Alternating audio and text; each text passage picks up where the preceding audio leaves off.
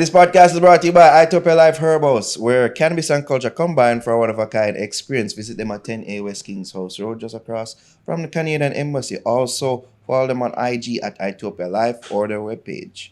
Visit their webpage at itopialife.com for latest info on strains and merch. This part is also brought to you by Lulu's Holistics. Follow them on Instagram at Lulu's Holistics, and you can also check them out at www.lulusholistics.com. And guys, you can use our code THEFIX to get 10% off your next purchase. You can also get a discount off on Curly Lux's new book, Planet Hurt, the greatest book ever written. Use the link in the description of all our videos.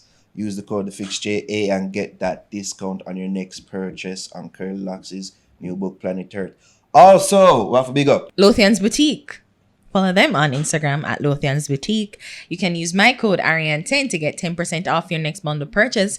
And guys, they're having a customer appreciation day. It's going to be a charitable effort indeed. So just keep a lookout on my page. And of course, you can always go on Lothian's Boutique page and to see more about their customer appreciation, March 27th. Also, big ups to Sharp Cut Barbers located at 9 Bronstroff Square for the sharpest of cuts. Shing! Go hit up Sharp Cut Barbers, go follow the boy Looking Steve all neat and shit. and all these things. When you gotta tell them, say, Nara send you. In terms of management, what do you think that certain artists will get wrong? Do you look at any, like, the landscape out there? I see how artists carry themselves, and do you see anything out there that they could be doing better in terms of I think there's a couple of common mistakes that I see a lot. One of which is this Posse mentality thing, right? Where like an artist boss and then feel like they have to go everywhere them going, have to carry 30 people, right? And those 30 people mean that I'm important. No, actually they don't. Those 30 people are dragging on you. Of this, they're dragging on you, right? Those people are dragging on you. That's them are dead weight. If they don't have a specific job, they don't do a particular thing, then they're dead weight. You know what I mean? And they're either costing you money, one way or the other, whether it's transportation or, I remember like when I used to run a nightclub night and it was like this artist come with 30 people. That made me feel like I don't want to get the money that I was planning to give you. I'm going to cut down your money a little because you just cost me a bag of people. Those people that just came in, replace people that would have paid. You know what I mean? And it also makes me go, I'm not going to book you again because you're going to now show up and you're going to... Listen, a liability, right? And all you need is one of them brother there. One. For while out, for draw something, for do something wrong, and guess what people are going to say? So and so people they're not going to call that person's name. It's you. So that means you're now reputationally responsible for every single person in your posse. So them thing there, that's a big no-no to me. One. How Sean Paul did avoid the trappings of the posse? I think because it's cool down here. I think in the beginning he had people that were rolling with him too, and it was never like that. Yeah. It was always people who were writing or people who were like making music with him. You know what I mean?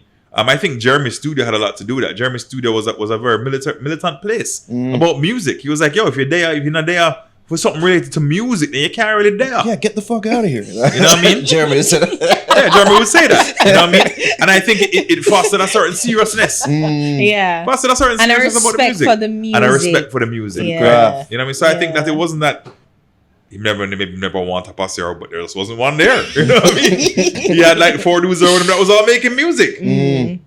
Because when we see now, like... Well, and then Copper Shot would have been that posse too. And Copper Shot, but they're all in music too. Yeah. So then it's like, if it's cool if your posse is all pushing you. Look at Wu-Tang. Wu-Tang is a massive crew. Yeah. But guess what? Everybody in Wu-Tang making music. money. Yeah. Because they're all making music. They're all serious. You know? We've seen Sean out and about. And we see Sean by himself and no 50 man back him. You see me? Even at him show and him backstage, like everybody there have a specific purpose. Yeah. To the greater, you see me? Yeah. Cause. The greater cause, of course. You see me? You say a bag of pass around. What is the thing? But I was going to say that it's not a Sean. I think a lot of artists that been in the game as long as Sean have that same vibe. Because like nowadays, I mean, even artists who had posse back then don't anymore. Because they realize how expensive that was. It is. Or how much problems it could cause. So now they roll with 2 or 3 dudes who are like, that's their dogs. You know, and they know that no certain people are not going to embarrass them. Look out for their best interests and understand the business at hand. Yeah, and serve some kind of purpose. The other thing that I see a lot of time is and this is something that's really hard is that, you coming up as an artist, who's your manager? Oh, my manager is just this dude that I know from around the way. And sometimes that dude turns out to be a great manager. That does happen. You know what I mean? And the same happened with LeBron. Yeah, and trust is a big thing. So it's like, I trust him. I trust him with my money. Now, sometimes you misplace trust. That's horrible. It's a horrible thing. That's one. Two, you put trust in, you trust somebody and they're trustworthy, but they don't know what they're doing. And you have to, at some point, be able to be like, okay, this job has not outgrown you. And I need to put someone else in that position who can do it. You know what I mean? Because sometimes you want to put them in that position of power, or at least a position that they can be able to further themselves, but then it's up to them to be able to take them further steps to learn what they might. You don't want to carry them and you don't want them to carry you, right? It should be evenly yoked. Yeah. You know what I mean? So you gotta pull each other. And then the other big thing to me, this is the third one, is when an artist gets a deal or gets an opportunity or gets a show or gets money somehow, they don't invest that money in themselves, right? So there's a young artist I know that, like, he got an opportunity and he did something came off for him and he made it wasn't much, like a $2,000. And I was like watching him. I was like, I want to see what I'm going to do with this money. You know what he did? He came to me next week and he was like, yo, anybody can teach me how to sing better? And I was like, yeah, maybe. I know somebody. And he was like, yeah, because I put down some of that money for voice lessons. And I was blown away. I was like, what? Who is this kid? Like, this is crazy. And it made me want to follow that kid's career more, just because I was like, I respect the fact that you... And it wasn't that he was a bad singer. It was just that he recognized there's more somebody else sing better than me. How did that happen? Is that just natural talent? Maybe a certain amount of it. But a certain amount of it is training. Somebody else telling me something that might take me 10 years to learn, they could tell me right now. You know? Local artists? Yeah. Crazy. You know what I mean? And then also just putting no money to pay for studio time. Putting no money to do artwork or to do t-shirts or to do whatever, anything that's going to reinvest in your career. Too many times it was like, especially back in the day, it was like, yo, I got some money, I bought a bike and I bought a chain, and that's it. And now I'm just going to wait for the next thing to come. So you're reactive. You're just like, I'm waiting for somebody to call me. Okay, well then what happens if they don't? And then what? Then I'm waiting for the producer to come and say, I'm going to do a song. But then what if he doesn't call you? So even that's something that Sean did. Sean was like, yo, I want to start producing music. Because sometimes I didn't hear beats that I liked. So I want to produce something that I think suits me better. You know what I mean? If you're an artist, just get to know your business, man. It's a business. Get to know all the aspects you can.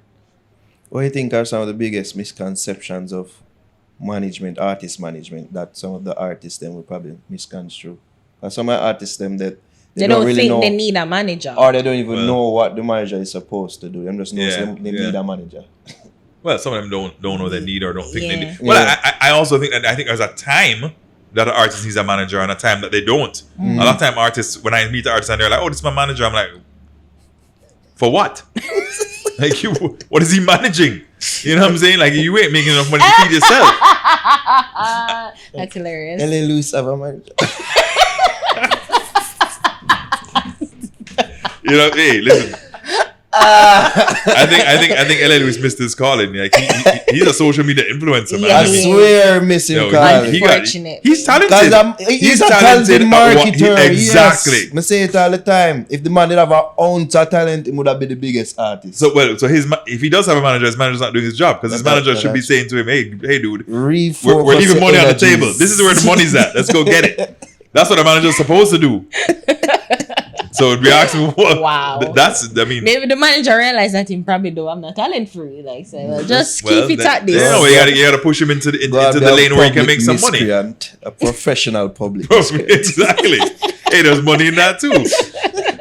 I think the number one misconception about a manager is that artists think that a manager is supposed to bankroll them.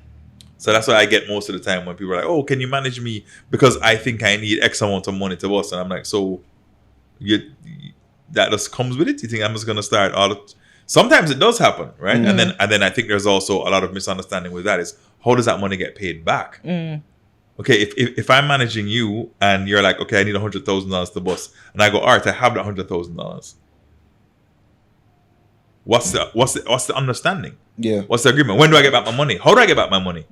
Is my money now is it a advance on my commission that I'm gonna slowly take back, or is it when you get a big lick, I'm gonna take it all back one time. You know what I mean? A lot of time artists are like, no, that was just your job to just spend that money. Like, well, you're not getting it back. You know what I mean? It's an investment. Yeah, but you know, listen, the artists all the time have big egos, right? So most of them, you know, so there's an importance to be, and there is, honestly, there's a value of being around an artist. You get that energy from being around an artist. That's pretty cool. You know, I mean, I remember like the first time standing on stage when Sean ran out on a big festival, and you know, was in I think it was in Belgium, 85,000 people. No. Wow.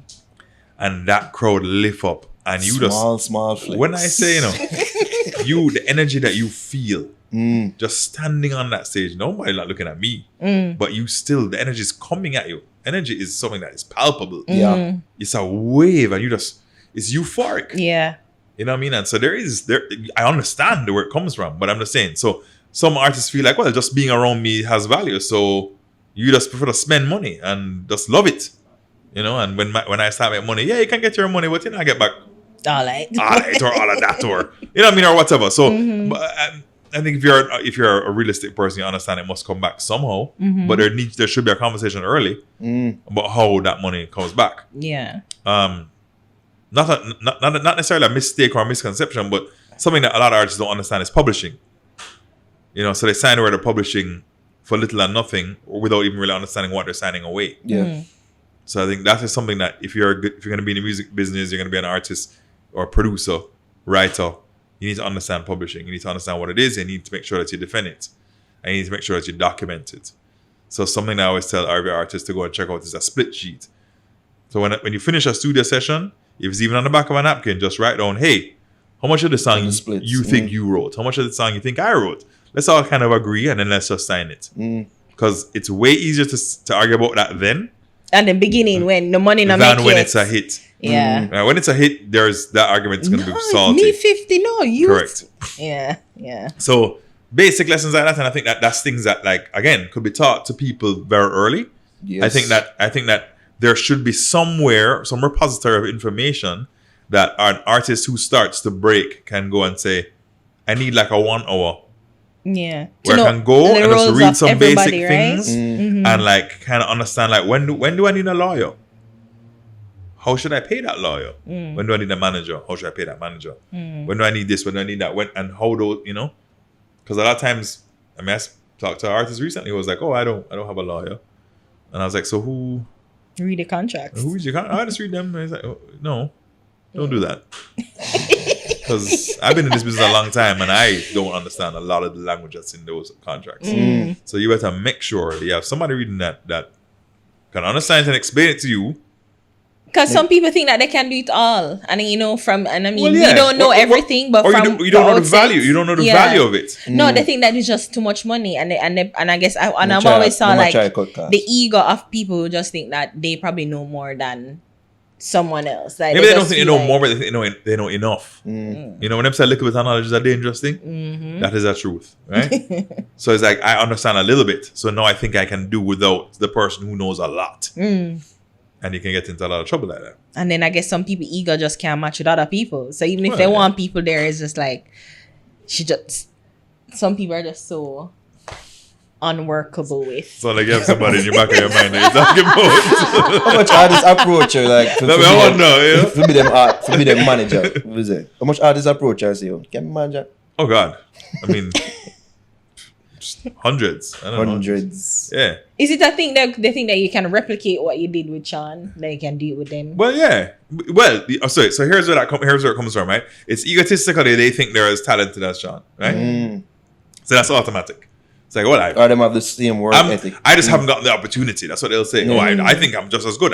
People haven't heard me yet. You know what I mean? Or people don't know me yet, and you're the key to that world. So you open the door and let me in, and everything will be Chris. And it's like, no, bro, it doesn't work that way, you know.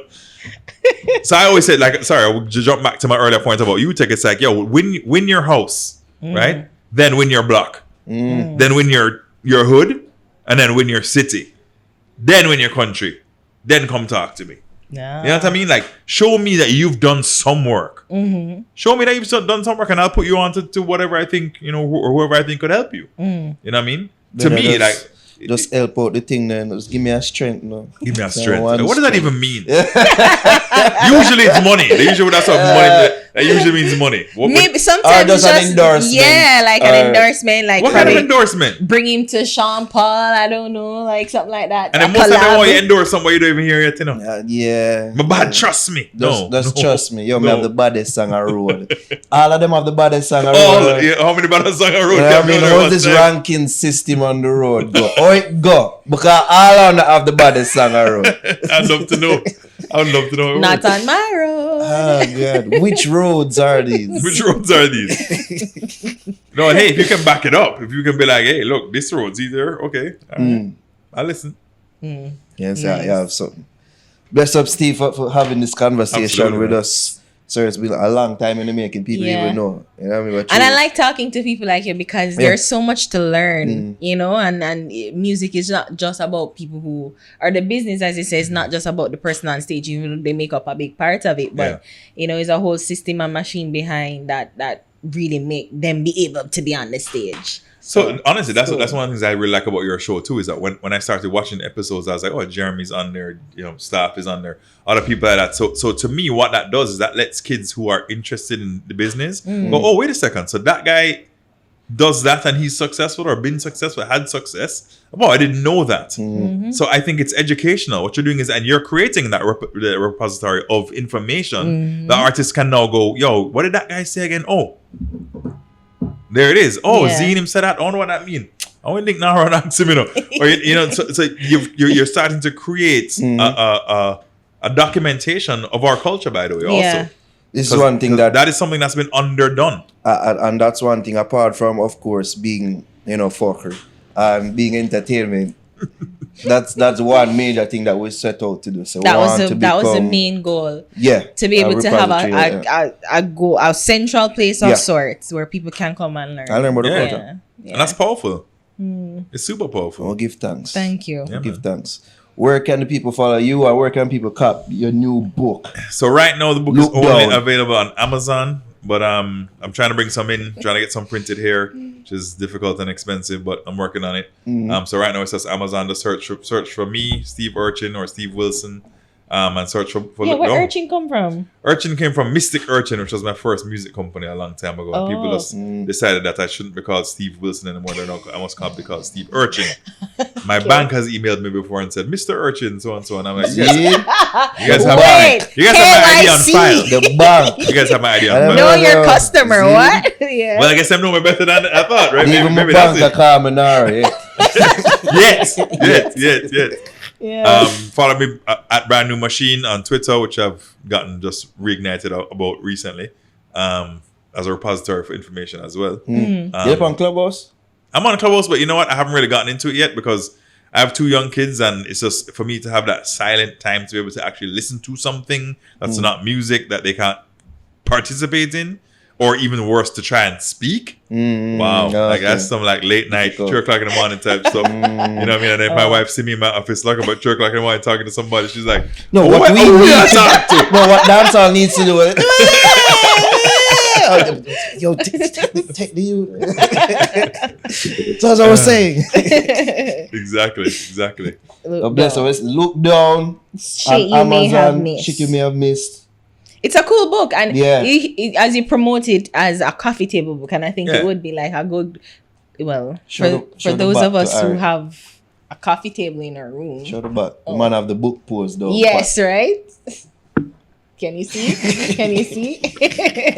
Big ups to my photographer, Brethren William Richards. The only real photograph in the whole book was not taken by me. That's William. She's in a picture on the back. He was like, dude, you can't put this book out and you don't have like a proper author looking picture. Yeah. It's a nice, different. Yeah, It's it's, different. it's Yeah. really interesting. Interesting, You, yeah. you want to go through it all. So So, I'm I working on definitely- another book now. Yeah. That's going to be less pictures and more text heavy. I was assuming about trips and travels and stories. I really haven't fully decided that yet. I think it's going to be more kind of my philosophy about life. Okay. Because I do have like all these little stories and things. I think it comes from traveling, so it will be about traveling in that way. Because the more you interact with people around the world, is like I said, the more you kind of realize that we're the same, Yeah.